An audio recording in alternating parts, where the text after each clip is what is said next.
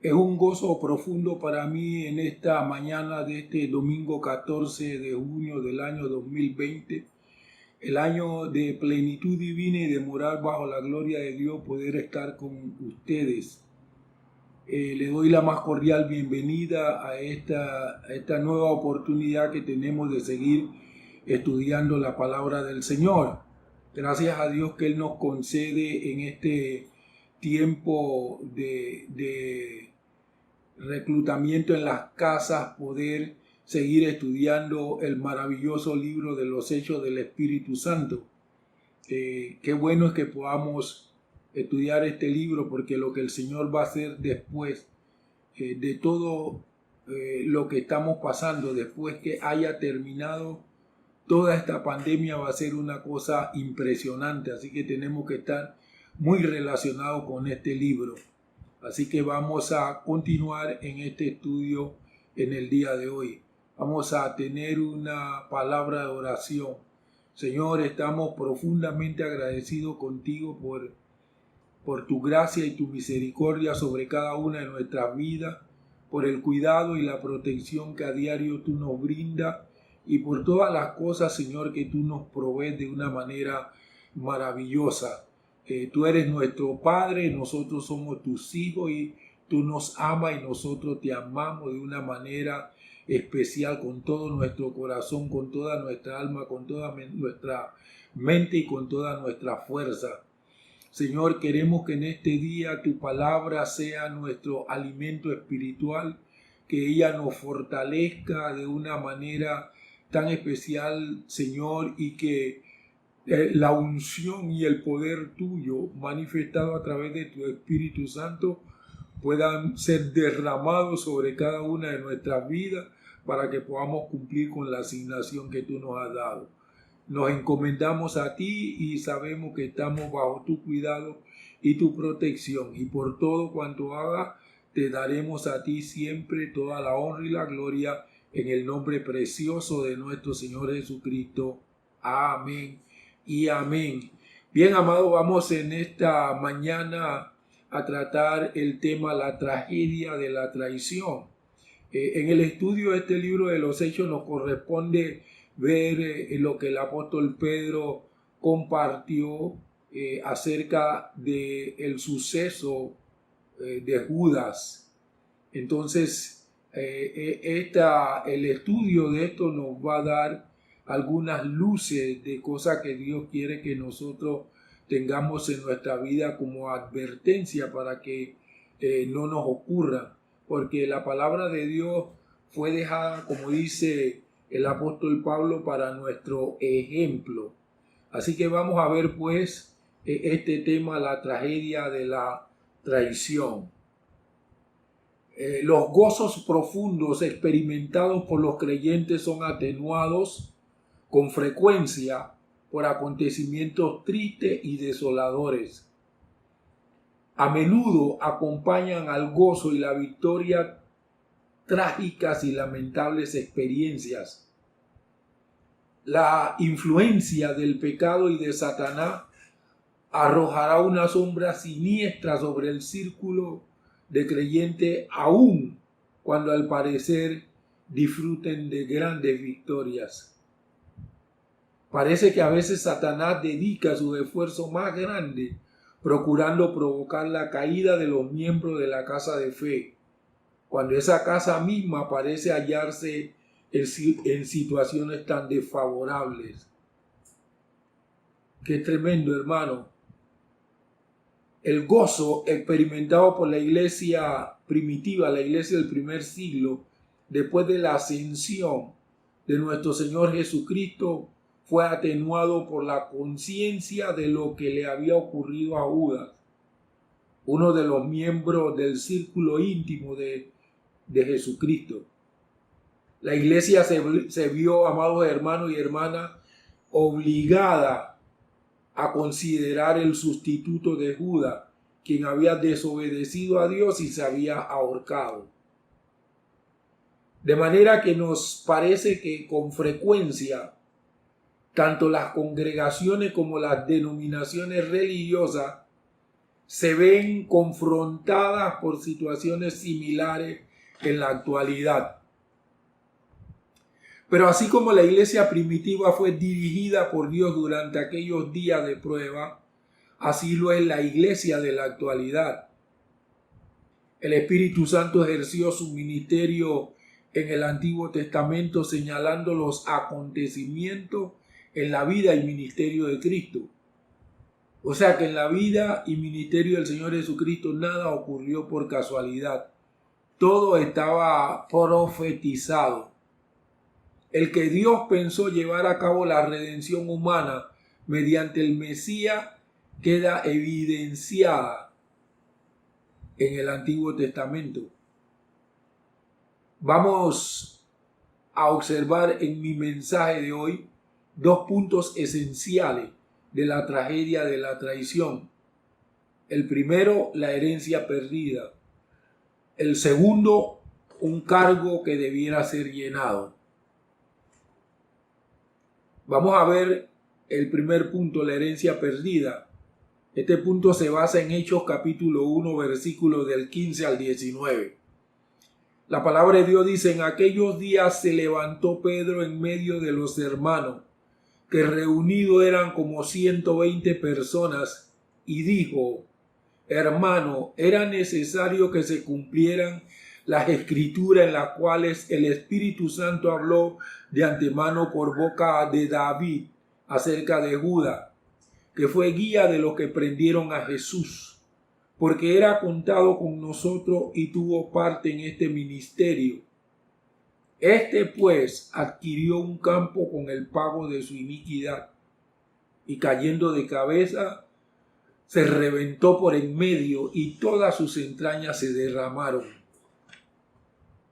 Y esto llegó a ser conocido por todos los habitantes de Jerusalén, de tal manera que aquel campo fue llamado en su lengua Aceldama, que quiere decir campo de sangre. Mientras que los 120 esperaban el descenso del Espíritu Santo, se congregaron, se consagraron, no solamente a la oración y a la alabanza, sino también a la lectura de la palabra de Dios. La reconocieron como la palabra inspirada de Dios, hablada por el Espíritu Santo mediante instrumentos humanos tales como David. El pasaje particular que captó su atención demostraba que los propósitos de Dios se cumplían, aún por la traición cometida por Judas contra el Señor Jesucristo. Como dice el Salmo 41, el versículo 9. Aún mi amigo íntimo, en quien yo confiaba y quien comía de mi pan, ha levantado contra mí el talón. Sin embargo, el apóstol Pedro no se regocija por la caída de Judas. No lo considera como algo arbitrariamente predestinado. Más bien, Pedro lo ve como una advertencia. Judas no era el último en abusar de sus privilegios o de convertirlo en ventaja propia. Judas cayó bajo el juicio de Dios después de haber recibido su parte o herencia en el mismo ministerio dado a todos los apóstoles. Luego desobedeció y fue al lugar de su propia elección, como dice el versículo 25 de Hechos 1, para tomar el lugar de este ministerio y apostolado del cual Judas se extravió para irse a su propio lugar.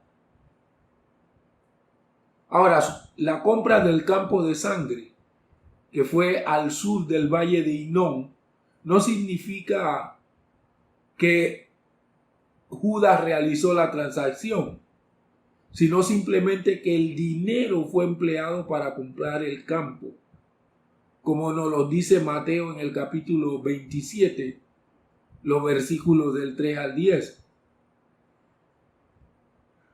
que dice de la siguiente manera: entonces Judas, el que le había entregado, al ver que era condenado, o sea, al ver que el Señor Jesucristo era condenado, sintió remordimiento y les devolvió las 30 piezas de plata a los principales sacerdotes y a los ancianos, diciendo: yo he pecado entregando sangre inocente.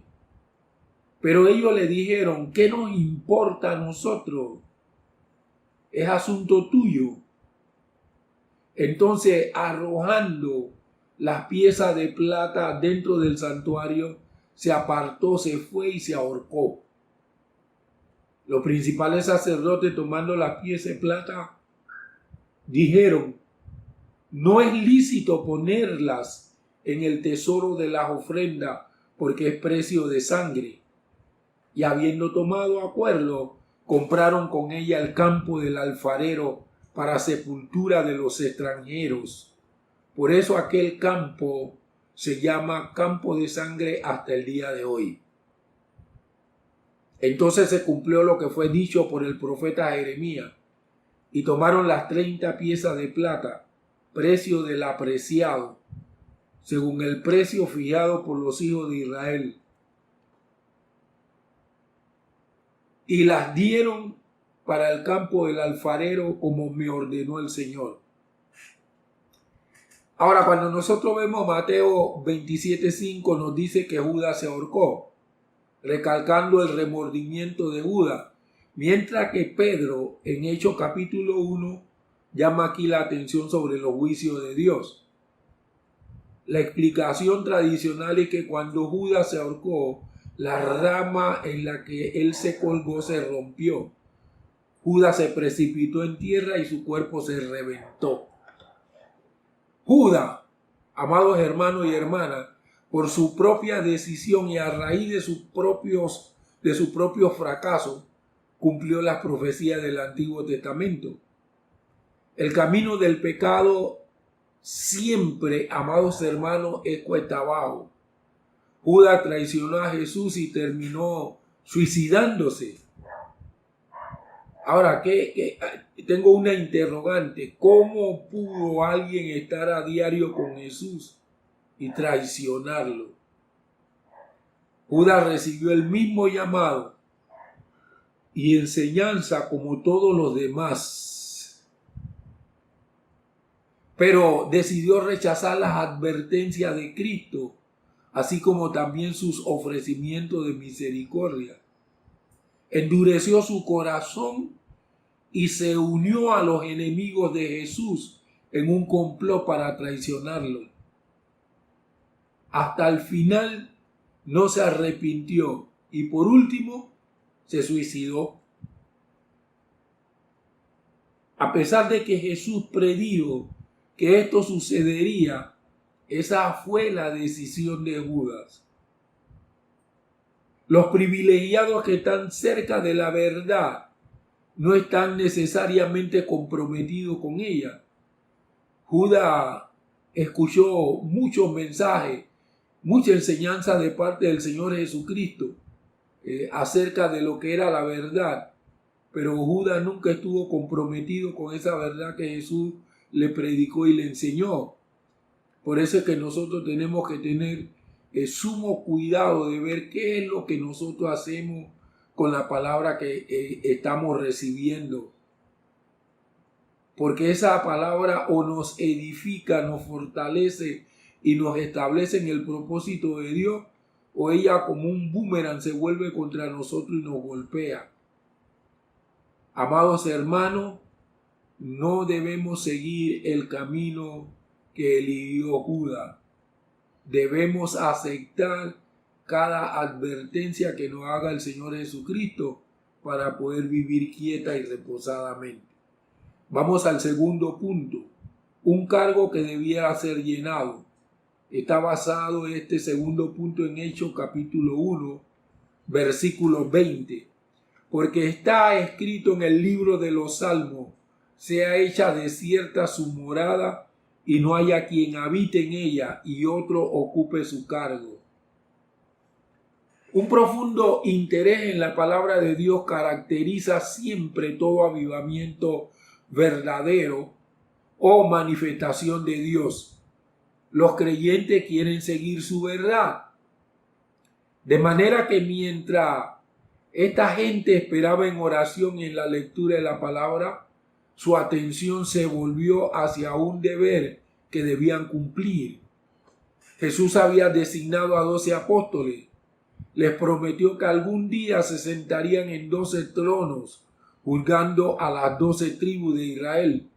Como dice Mateo 19:28, Jesús les dijo: de cierto les digo que en el tiempo de la regeneración, cuando el Hijo del Hombre se siente en el trono de gloria, ustedes que me han seguido se sentarán también sobre 12 tronos para juzgar a las 12 tribus de Israel.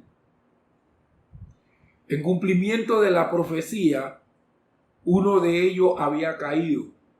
Y sin embargo, si los creyentes sentían verdadera solicitud por el cumplimiento de las Escrituras, debían adoptar una actitud positiva. Otros pasajes demostraban que alguien debía elegirse para que ocupara el obispado que había quedado vacante. Por ejemplo, el Salmo 69:25 dice de la siguiente manera: quede desolada su casa y en sus tiendas no haya morador.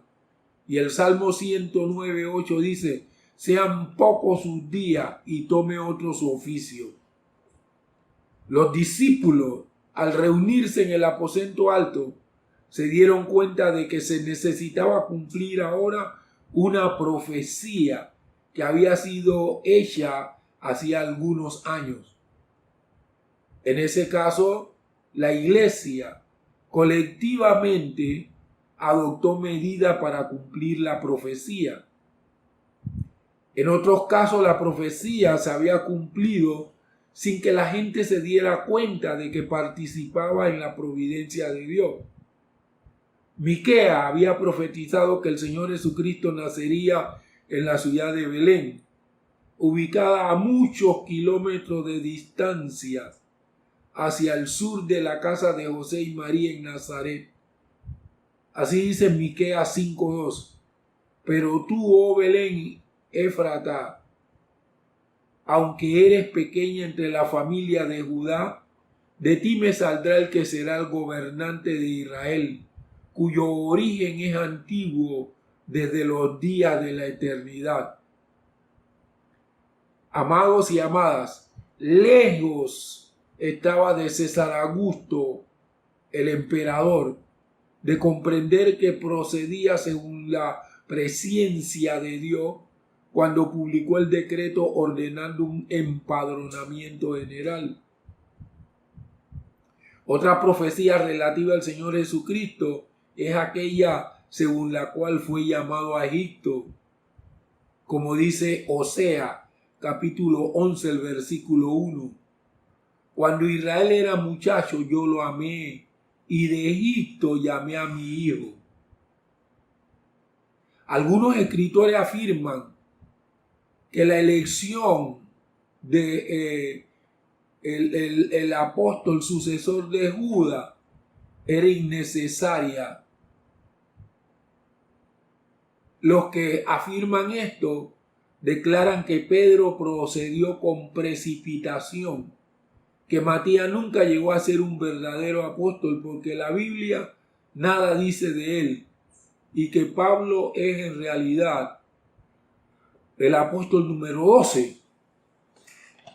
A todos estos argumentos, el autor José Alexander, un gran estudioso de las Sagradas Escrituras, contestó hace unos 140 años de la siguiente manera: esta medida, aunque propuesta por Pedro, no era suya solamente, sino más bien representaba a todo el cuerpo. La selección no era de ninguno, sino de Dios mismo. La historia guarda asimismo silencio respecto de la mayoría de los apóstoles. Por ejemplo, de los apóstoles del Cordero, de los 12, de quienes más se habla es de Pedro, Juan. De estos dos apóstoles, y se habla de Santiago, el apóstol hermano del Señor Jesucristo que reemplazó a Jacobo, el hermano de Juan, cuando Herodes lo mandó a matar. Aparte de estos tres apóstoles, nosotros no vemos en la Biblia mención de ninguno de los otros 9 apóstoles. Así que esto de que como la Biblia no menciona a Matías, no fue una elección de acuerdo al propósito y a la voluntad de Dios, y que Dios con antelación lo había predicho que debiera haber ocurrido.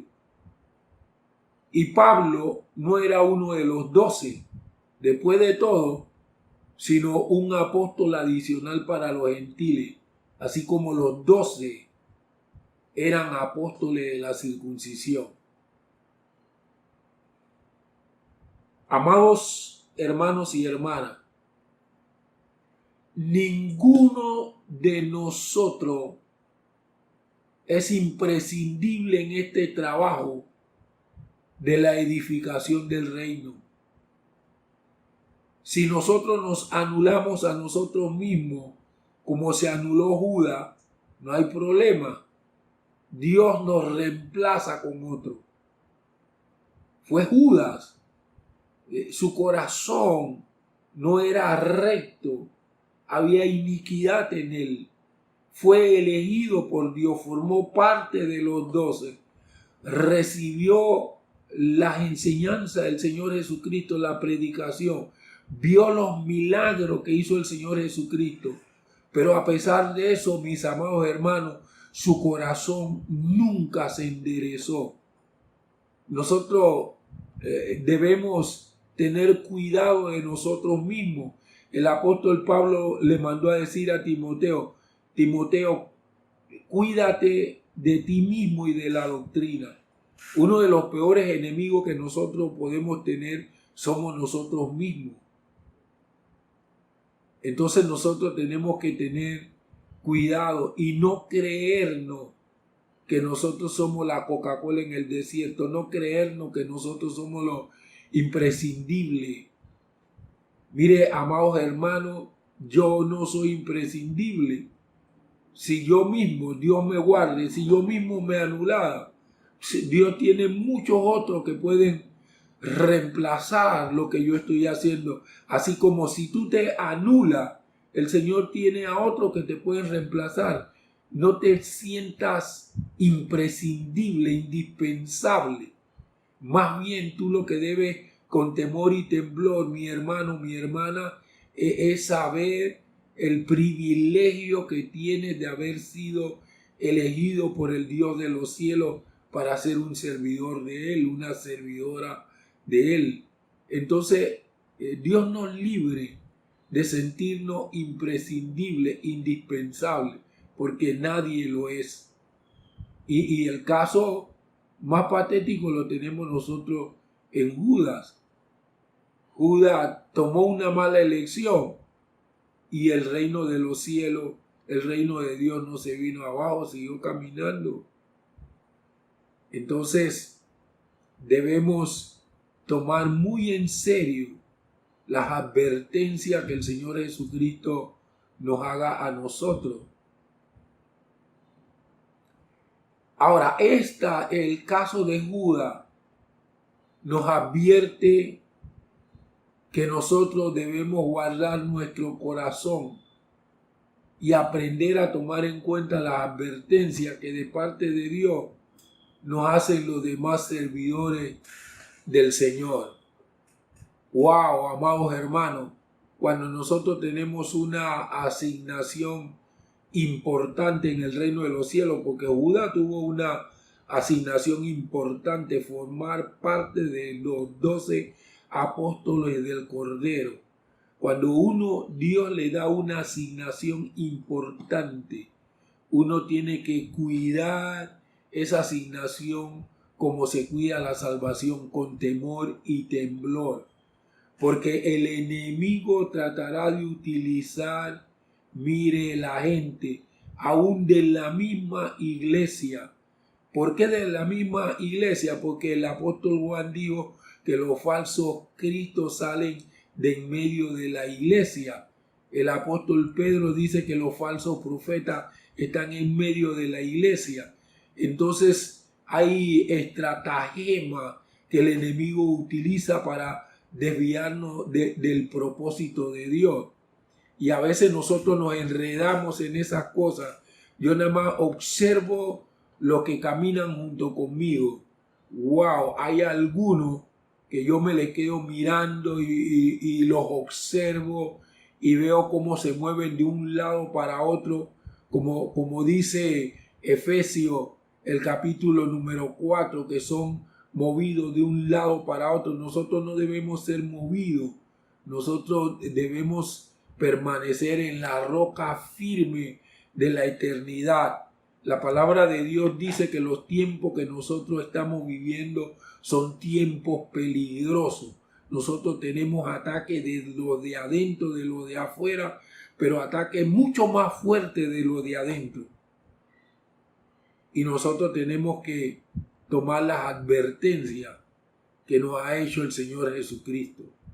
No solamente en cuanto a aprender de Él a ser manso y humilde para hallar descanso, sino la advertencia de que si nosotros no permanecemos firmes, como dice el apóstol Pablo, podemos ser anulados. Pablo dice, después de haber sido, mire, eso lo tenía Pablo adentro, después de haber sido un heraldo, vaya a ser eliminado. O sea, Pablo no creía que él era indispensable. Pablo tampoco creía que él era lo máximo que tenía Dios para llevar el evangelio ante los gentiles. Él vivía con temor reverente en su corazón y no quería, después de haber sido una luz, un heraldo, ser eliminado. Usted debe tener ese mismo pensamiento que tenía el apóstol Pablo, en vez de que tengamos una actitud como la que tuvo Judas, mis amados hermanos, una actitud de... Y Judas, ¿cuál fue el problema de Judas? Cuando el Señor Jesucristo le dijo que era necesario morir. Judas en su mente tenía algo trazado. Si se establece el reino, que era como esperaban los judíos, que el Mesías iba a establecer el reino, Judas pensaba, bueno, si se establece el reino, yo voy a formar parte de ese reino. Y como ahora mismo yo soy el tesorero del Señor Jesús, bueno, lo más probable es que yo pueda ocupar una posición de financiera, una posición de ministro de economía y finanza del reino de los cielos. Y cuando Jesús dice, a mí me es necesario morir, oh Dios mío, entonces para Judas esto fue, hermano, un golpe muy grande. Su visión propia se fue abajo. ¿Cómo es que yo he estado 3 años y medio con este hombre creyendo que él es el Mesías y que va a establecer el reino, y ahora él sale con que él tiene que morir? Bueno, Jesús, si tú tienes que morir, por lo menos yo voy a sacar alguna ventaja antes que tú mueras. Entonces fue y se metió en un complot para traicionar al Señor Jesucristo por una miserable 30 piezas de plata que después le dieron remordimiento y fue y las tiró en el templo. Bien dice la palabra del Señor que la raíz de todos los males es el amor al dinero. Aparentemente, mis amados hermanos, aparentemente Judas amaba el dinero. El dinero a veces se vuelve un martirio para mucha gente. Hay gente que por causa del dinero caen en corrupción. Dios nos libre y nos guarde, amados hermanos, de caer en corrupción. Seamos como Pablo, Pablo dijo, sé vivir humildemente, sé tener en abundancia, sé padecer necesidad. Todo lo puedo en Cristo que me fortalece. Estoy acostumbrado, dice Pablo, si tengo abundancia estoy bien. Si tengo escasez estoy bien. Si estoy en necesidad estoy bien. Lo mío es poder cumplir con la asignación que me dio el Señor Jesucristo. Por eso es que cuando ya el Espíritu del Señor le anunció que llegaba al final de su carrera, Pablo le escribió a Timoteo y sin ninguna preocupación le dijo, yo estoy listo para ser sacrificado, ya yo he guardado la fe, he corrido la carrera, ahora me está preparada una corona que me dará el Señor juez justo, no solo a mí, sino a todos los que aman su venida. Examinemos nuestro corazón y digámosle también, como le decía David a Dios, Señor, examina mi corazón y mira si hay en mí camino de perversidad. Recuerden, Judas no fue el último. Judas fue el primero de los elegidos por el Señor Jesucristo que pasó por eso. Pero mire, en el transcurso del periodo de la gracia, mis amados hermanos, usted sabe cuánta gente ha caído en eso, en problemas con lo del dinero. Todavía hay siervos del Señor que siguen cayendo en problemas, siguen cayendo de la gracia por problemas con el dinero. Usted, en vez de elegir la visión de Judas, elija la visión de Pablo y que el Espíritu de Dios le pueda conducir de una manera humilde. Como decía Pablo, yo no quiero, después de haber sido un heraldo, ser eliminado. Tomemos pues la advertencia que nos hace el Señor Jesucristo de guardar nuestro corazón. Cuando la palabra de Dios dice, sobre toda cosa guardada, guarda tu corazón. Y entonces así podemos aprender a tomar en cuenta las advertencias que Dios nos hace a través de muchos instrumentos. Porque mire, la caída de un servidor, de una servidora del Señor, no viene así de la noche a la mañana. Antes que eso ocurra, Dios ha dado diversas advertencias. Lo que pasa es que nosotros pasamos por alto las advertencias, porque lo mismo le pasó al apóstol Pedro. El apóstol Pedro, el Señor Jesucristo dijo, al pastor y las ovejas serán dispersadas.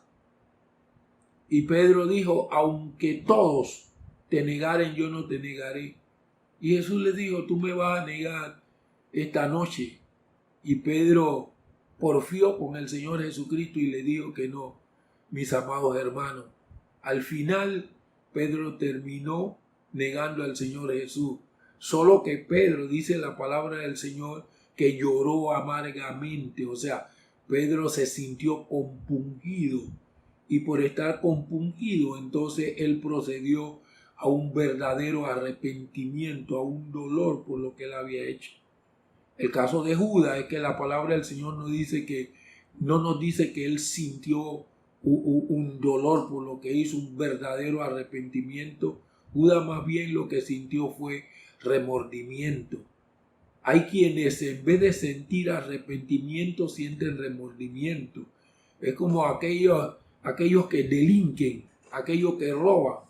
Ellos se sienten bien mientras la policía no los arresta. El día que la policía los arresta, ellos se sienten mal. Pero no se sienten mal por haber robado. Se sienten mal porque falló su plan y los agarraron. Por eso es que se siente mal. Entonces eso es un remordimiento y no un arrepentimiento. Pero nosotros en este día abrimos nuestro corazón a Dios para que Él vea si hay en nosotros camino de iniquidad, camino de perversidad. Amados y amadas, sigamos el camino que nos marcó el apóstol Pablo. Él dijo: yo solo tengo un blanco. Ese blanco se llama Jesucristo. Que para nosotros Cristo sea el blanco. Que no miremos ni a izquierda ni a derecha, sino que, como dijo el escritor a los hebreos, nuestros ojos estén puestos en Jesús, que es el autor y el consumador de nuestra fe. Dios nos advierte para que nosotros no pasemos por el mismo camino que pasó Judas. Vamos a tener una palabra de oración. Padre, en el nombre precioso de nuestro Señor Jesucristo, te adoramos en esta mañana gloriosa de este día 14 de junio del año 2020.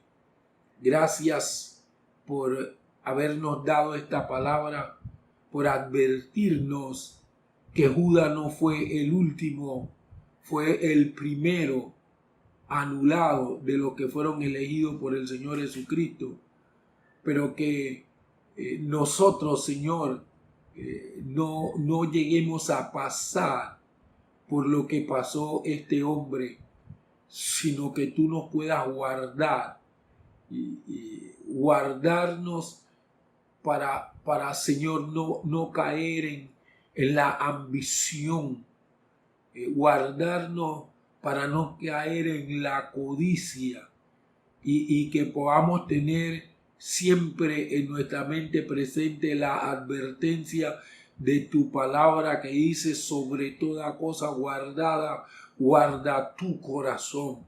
Señor, solo tú nos puedes ayudar a perseverar, a mantenernos firmes sin fluctuar, Dios mío, sin ser desviado del propósito que tú nos has marcado para que podamos cumplir la asignación que tú, Señor, nos has dado. Te agradecemos toda la palabra que tú nos has dado y la advertencia. En el nombre glorioso de nuestro Señor Jesús. Por eso en esta mañana te entregamos nuestro corazón y nuestra vida, nuestro espíritu, nuestra alma, nuestro cuerpo, nuestra voluntad, nuestras emociones, nuestro intelecto, nuestra mente, nuestro consciente, nuestro subconsciente y nuestro inconsciente, para que tú tomes el control absoluto en el trono de nuestra vida y reine, Señor, en nuestra voluntad. Que podamos caminar en la senda que el Señor Jesucristo nos abrió. Muchísimas gracias, Padre. Oramos también por nuestro país, entregándote nuestro país para que tú glorifiques y engrandezcas, Señor, tu nombre. Acuérdate de las promesas que tú le has dado a esta nación, las promesas que le has dado a tu iglesia para traer el cumplimiento de ella, Señor, y aplastar con tu gran poder todo lo que se opone a tu propósito y a tu voluntad. En el nombre precioso de nuestro Señor Jesucristo. Amén. Mis amados hermanos y hermanas, les saludo y les bendigo en el nombre glorioso de nuestro Señor Jesucristo y espero, Dios mediante, volver a estar con ustedes el día viernes, si así el Señor me lo permite, para estar compartiendo nuevamente la palabra de Dios con ustedes. Hasta tanto llega ese tiempo, que el Señor le guarde de una manera muy especial. En el nombre precioso de nuestro Señor Jesús. Amén y amén.